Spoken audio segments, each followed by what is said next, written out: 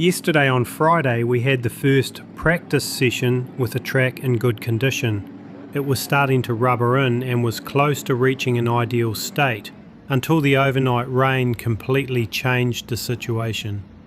Today, Saturday, practice 2 was much more complicated with the asphalt still damp. The teams had to modify the setup to adapt to a very different track compared to Friday when it was close to optimal conditions. After practice 2 ended on Saturday, NASCAR truck went out on track and added more rubber. Later it was the turn of Indy NXT, which also laid down rubber and helped improve the condition of the asphalt. When IndyCar Series went out for qualifying, the sky was completely clear and the sun was shining. The ambient temperature was 24 degrees while the track temperature reached 46 degrees.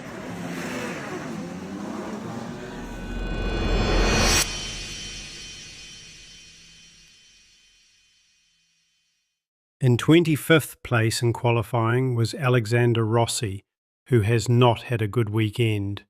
We have not seen him competitive in either of the two practice sessions. Yesterday he finished in 23rd place, and today he ends up in 25th. I think they still have not found the right direction with the car at Ed Carpenter Racing, and it is somewhat counterproductive what happened with his teammate, who managed to secure a slightly better qualifying result. We will talk about Rasmussen later on. In 24th place was Brazilian driver Caio Collet, who had already experienced some brake issues yesterday. The AJ Foyt Enterprises team worked on the car, but we did not see a clear improvement. 23rd place went to Joseph Newgarden. His position is surprising because his teammates, both Scott McLaughlin and David Malukas, have been fighting near the front. Perhaps yesterday's off-track excursion left the car not completely right. In 22nd place finished Nolan Siegel, another driver who had brake-related mechanical issues yesterday. The Arrow McLaren team was not able to fully solve them. His teammates have not looked particularly strong either, and we will talk about them later. 21st place went to Mick Schumacher, driving for Rahal Letterman Lanigan Racing. Graham Rahal has not looked solid either. Bobby Rahal's team will have to keep working on that car. It may be a track Mick is not used to. It is a circuit with many bumps and quite different from what he has been driving, so he might need an adaptation period. 20th place went to Stingray Robb from Junko's Hollinger Racing. I expected to see him a bit further up. Overall, the practice sessions had been fairly acceptable. Renus VK also finished in 19th place. In 18th place was Graham Rahal, and 17th place went to Santino Ferrucci. 16th place went to Scott Dixon, whom we saw struggling with some rear-end instability. We have a comment from the Chip Ganassi racing driver. Let's hear from him. Scott Dixon debriefing with the team, and looked like some slipping and sliding out there like the dirt tracks your parents were involved with in New Zealand. How did it feel out there condition-wise with the car? The car felt pretty good, it was just trying to get that extra, 2 or 3 tenths. It was very easy to step over the rear, especially late in the corner. It would just kind of roll around and flat slide. I think I was looking good until I got to turn 10, tried to get a little bit on entry, and then get a bit greedy with power down, and obviously nearly spun again and lost all the time that we had. So pretty tight out there. I think ultimately if you piece the laps together, we had enough. But the car's tricky to drive at the minute. I'm really struggling with kind of the pendulum effect and the rear really stepping out.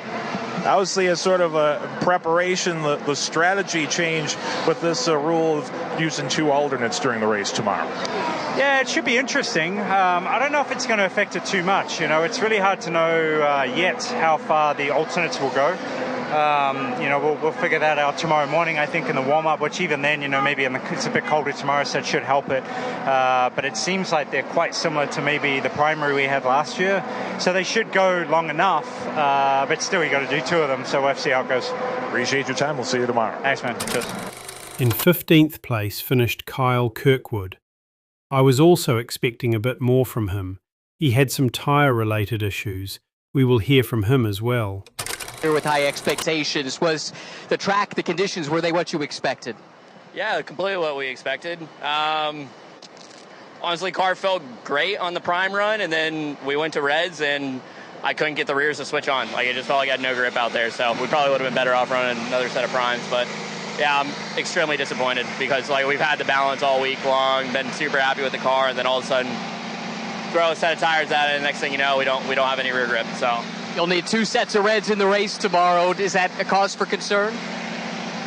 It was starting 16th, though, it looks like. So I'm not sure how much 2 extra sets will help us in that position. So, yeah, I'm just disappointed at the moment, if I'm being honest.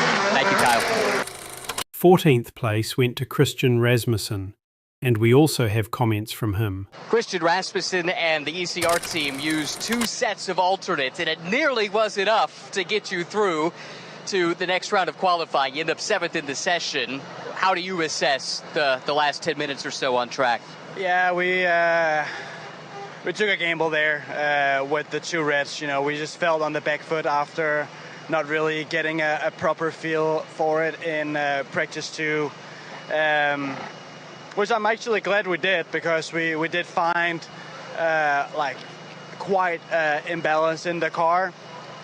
So we kind of did what we could to try and mitigate that for the second run, but it's just limited what we can do. Like, we went fairly aggressive, and it wasn't enough. Do you feel like you have a better sense, though, having run the 2 sets of reds here in this session, for what the reds will do? You have to run them twice tomorrow.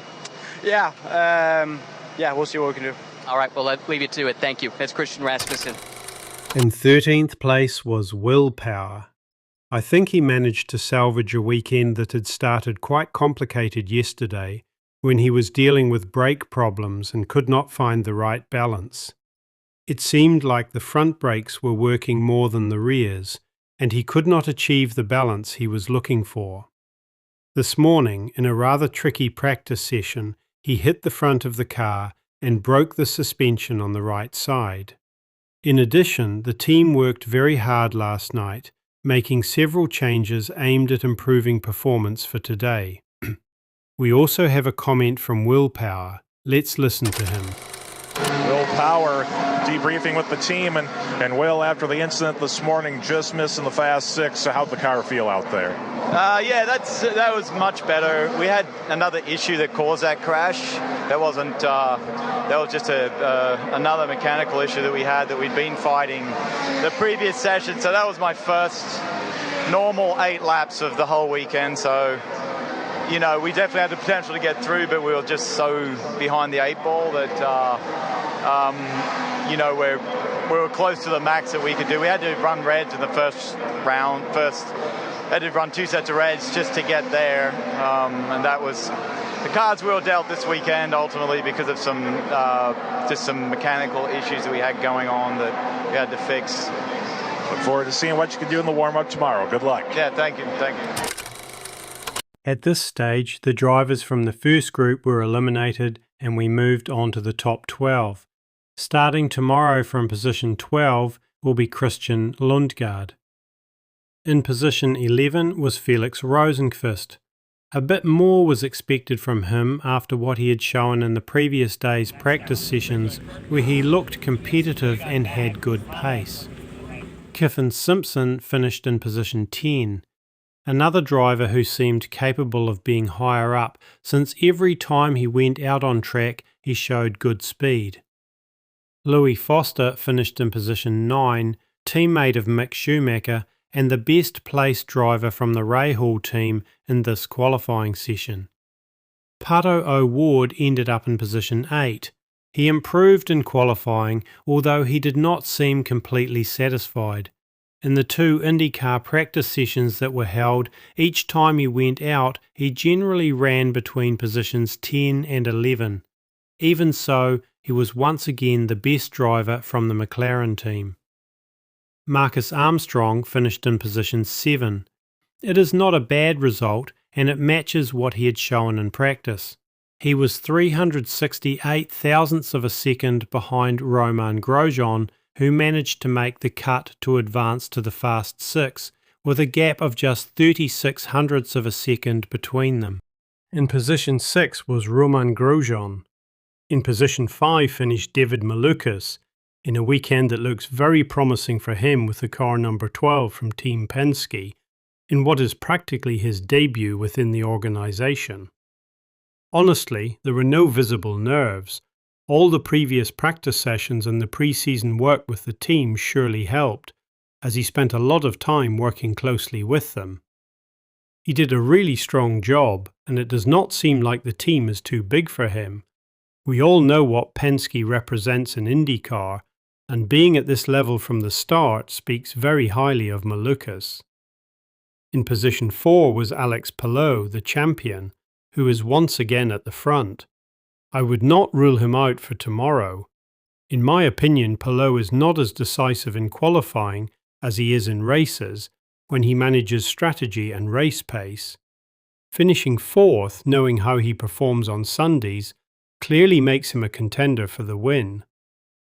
In position 3 finished Dennis Hauger, the rookie, so far the best newcomer in qualifying.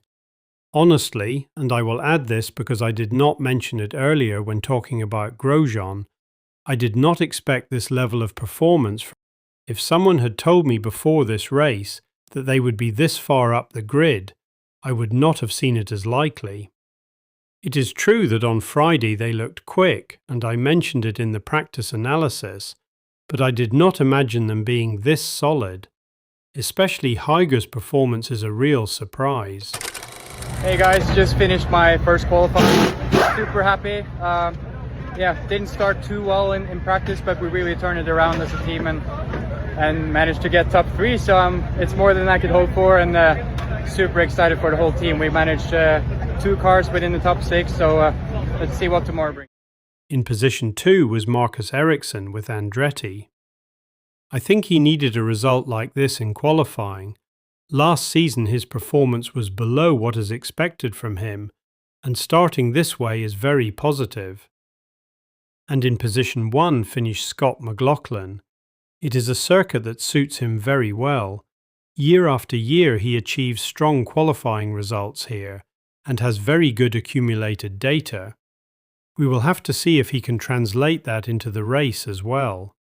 Another driver who has historically been very strong at this track is Romain Grosjean. Do you remember in the year 2023 with Andretti, when he made contact with McLaughlin while fighting for first position? There is a lot of talk about strategy, and changing the subject slightly, today Kyle Moyer spoke about what is expected for tomorrow. What he said caught my attention, so I am going to share it with you so you can get an idea of how the race strategy might be approached. I'll throw one more wrench into things for you as a strategist, the new regulations about tires and what you have to use in the race. How does that change your strategy having to use the alternates twice tomorrow? Well, it does some. I think, the fuel save is going to be more of a concern. Who's going to try to, for 2 stops, who's going to be 3? A guy like McLaughlin up front or something's going to take off and run. You better run with him or you're going to get beat. So hopefully it'll be a 3-stopper, and we play it that way. Firestone came with really good tire here. The red is much better than it was last year, so it should do the stints fine.